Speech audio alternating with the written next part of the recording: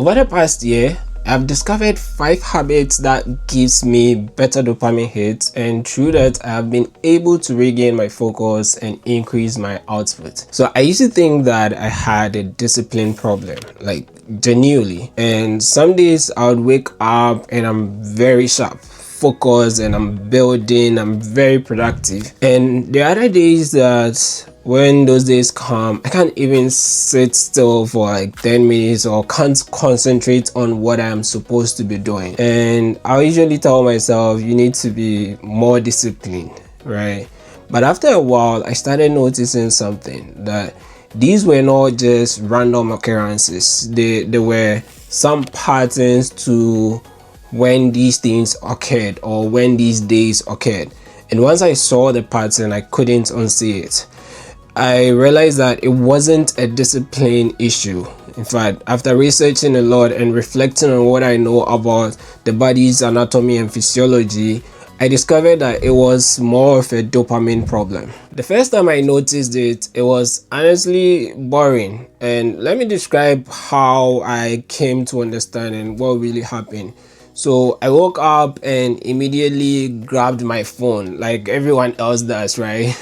Nothing dramatic, no crisis. I was just scrolling through the phone. A few messages here and there, a couple of notifications, something mildly interesting. But about an hour later, I'm like, okay, cool, now let's work.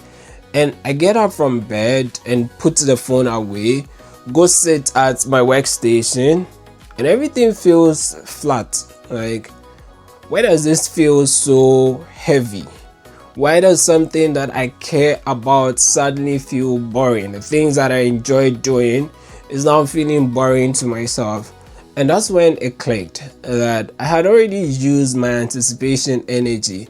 That's the joy that usually comes from the crave for dopamine was gone, because I had already been fed through the use of my phone. This is like when you eat junk food available to you now, and then later they bring you your favorite food and you can't eat it because you're already satisfied. So the next morning I tried something small, nothing crazy. I just didn't touch my phone. So for like 2 hours I decided I wasn't going to touch my phone.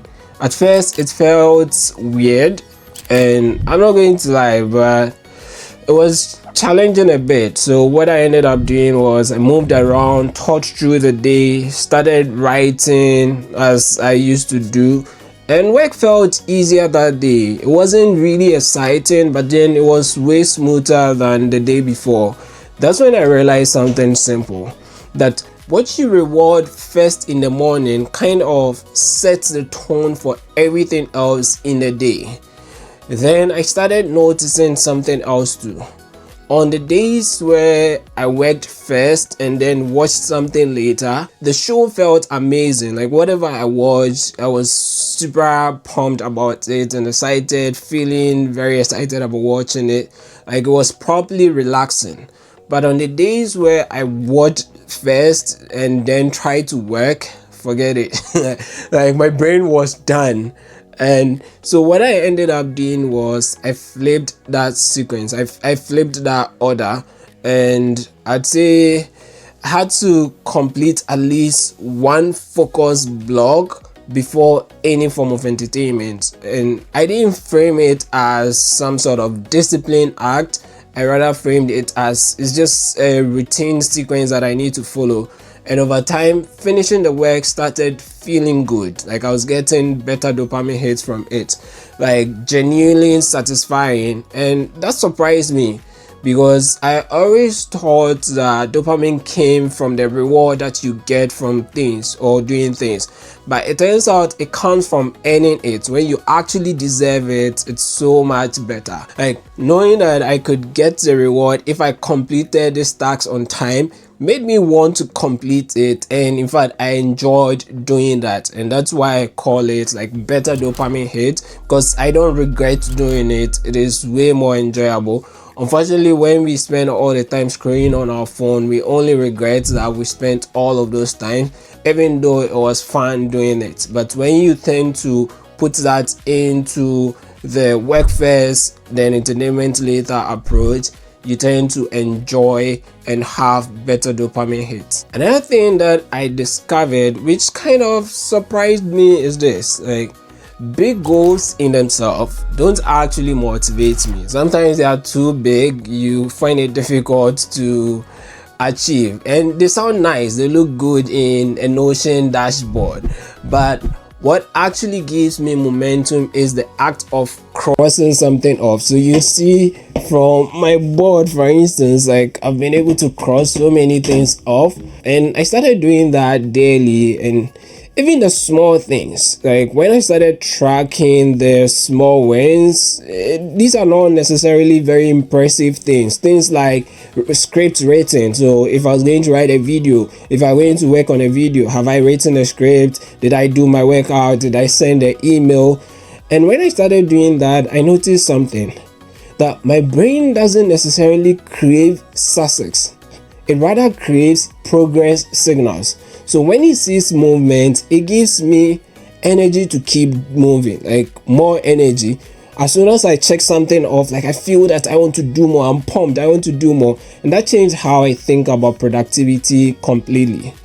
So here's also another one that I didn't expect at all. The days that I intentionally did something uncomfortable, think of hard workout, cold shower, long walk without music, in fact running down the staircase, everything else felt easier afterwards. Like, it's as if my tolerance just shifted, and tasks that easily felt draining just didn't feel so any longer. It's almost like when you voluntarily do hard things, your brain recalibrates itself. Hence, you don't need chaos anymore to feel something. And trust me, that was huge for me, because I now got to understand that if I do this hard thing, the others feel easier to do.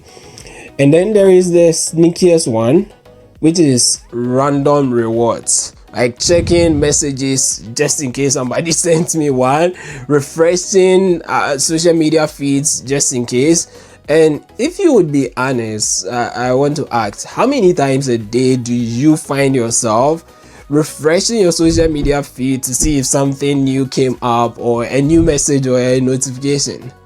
You see, that unpredictability, that's the hook.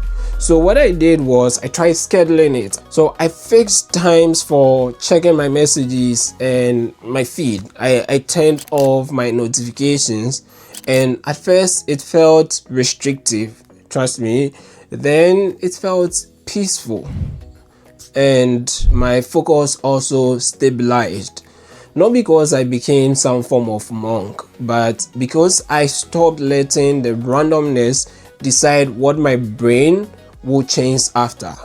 And it made me feel in control of my life entirely, frankly. And yes, sometimes I do miss urgent messages, but through this I have come to learn another important lesson, that not all urgent things are too important or are important enough to trade my joy and focus for.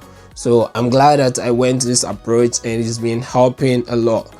So here's what I've realized: dopamine isn't necessarily about pleasure.